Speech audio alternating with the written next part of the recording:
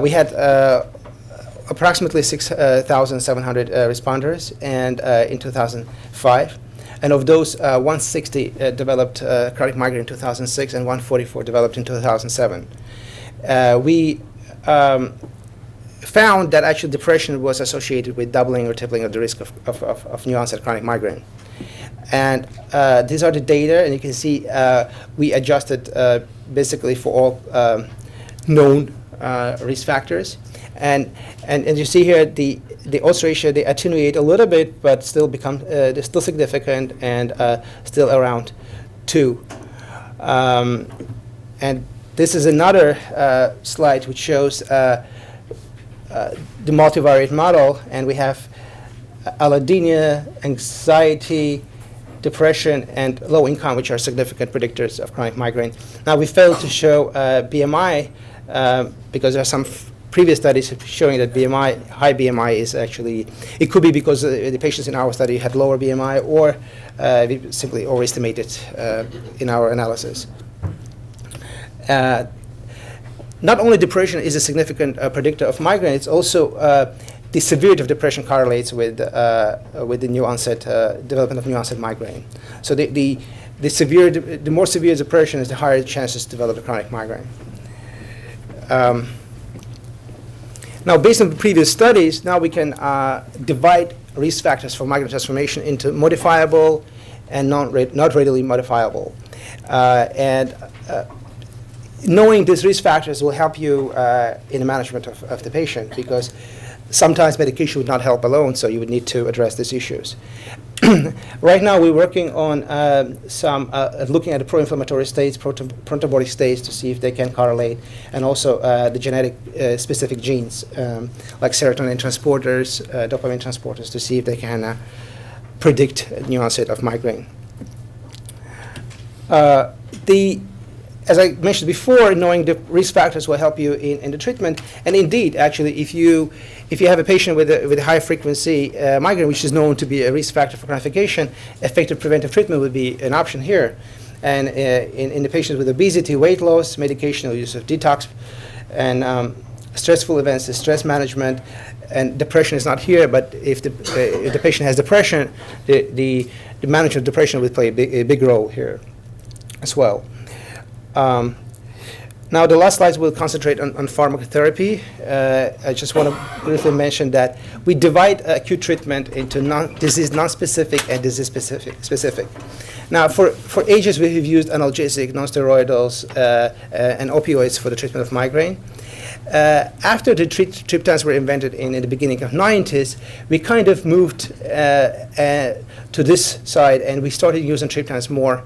And I don't know, can you show me, do you use triptans in family care practice? Do you prescribe them often?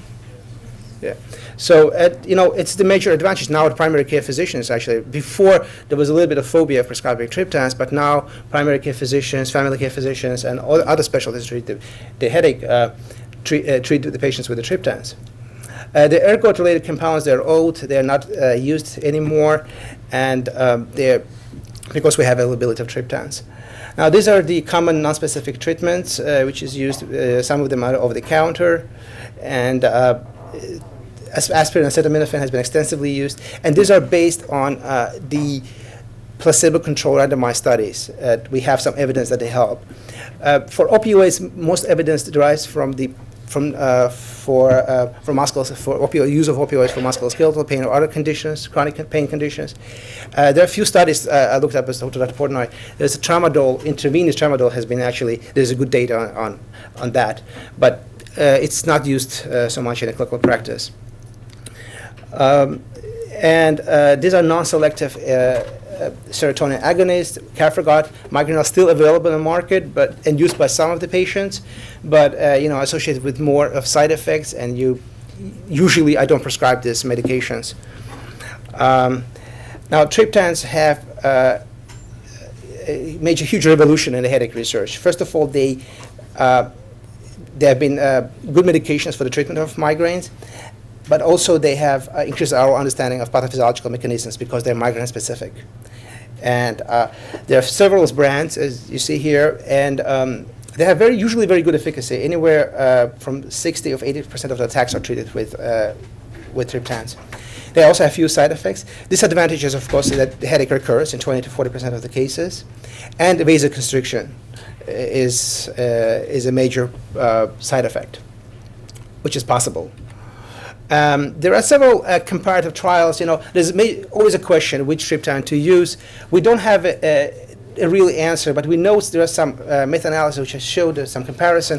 Now, this one was done by Ferrari from Netherlands and published in Lancet, shows that they looked at several triptans and compared them to the sumatriptan, and showed that rizatriptan, elatriptan has better efficacy, and naratriptan, frovatriptan has inferior efficacy but better tolerability.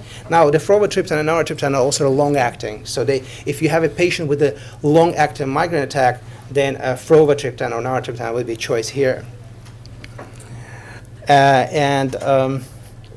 Basically, sustained relief was shown to be better for rizatriptan and elatriptan. But in a real life, patient comes to the doctor, they get prescribed one of those, and then it's kind of trial and error. So there's no really guideline on that. Now, the contraindications for triptans is very important to know, and they are one of the most important is uncontrolled hypertension. You can treat a patient with hypertension with triptans. The only thing is the condition needs to be controlled with medications. And ischemic heart disease, cardiac arrhythmias, coronary artery disease, usually a contraindication. Basilar type and hemiplegic migraine is also contraindication, and triptans are not used in pregnancy. There is black box warnings for use of triptans with MAO inhibitors and SSRIs. Definitely with MAO inhibitors, you need to be careful. With SSRIs, a lot of patients are on SSRIs these days, and it's very difficult not to use triptans in these patients. So it's very important to be cautious and monitor the patient for serotonin syndrome, but otherwise it can be prescribed. The side effects, the most common the patient will tell you is the tightness, heaviness in the chest, in the throat. These are not vascular events. Nobody really knows the nature, but it could be related to the cutaneous events. Paresthesia, sensations, warm, fatigue, maybe vascular cutaneous kind of events for the sensation of warm, and fatigue, dizziness, somnolence, which makes it actually difficult to use in some individuals the triptans, because if they are at work and they have to use them, that can make it difficult if they get somnolent during the work. I have a patient who is a teacher, and she's not able to take triptans at work because of the somnolence they're causing. But they treat her attacks almost 100%. So there are different routes of you can give the triptans: PO, nasal sprays, and subcutaneous. Now, the choice is basically based on patient's preference, or if the patient has a lot of nausea, then you can, consider that. Side effects, profiles, can also be an issue, and also price and insurance, of course. There is basically enormous evidence showing that if you use triptans early, the efficacy is better. And indeed, that if you give the triptans as soon as possible, as soon as the patient complains of migraine attack, you can prevent development of central sensitization, and which usually develops approximately 4 hours within the migraine attack. So if you give the patient a treatment before 4 hours or as soon as possible, then there's a big chance that triptan will be effective. There is another new product which is called Trexamed, which has the combination of naproxen and sumatriptan, 85 milligrams sumatriptan and approximately 325, I think, of naproxen. So it's believed that if you add a non-steroidal to triptan, the efficacy would be better. There are some few clinic-based studies which show that, but you can also do that. You can give a rizatriptan or elatriptan and add on the non-steroidal to treatment.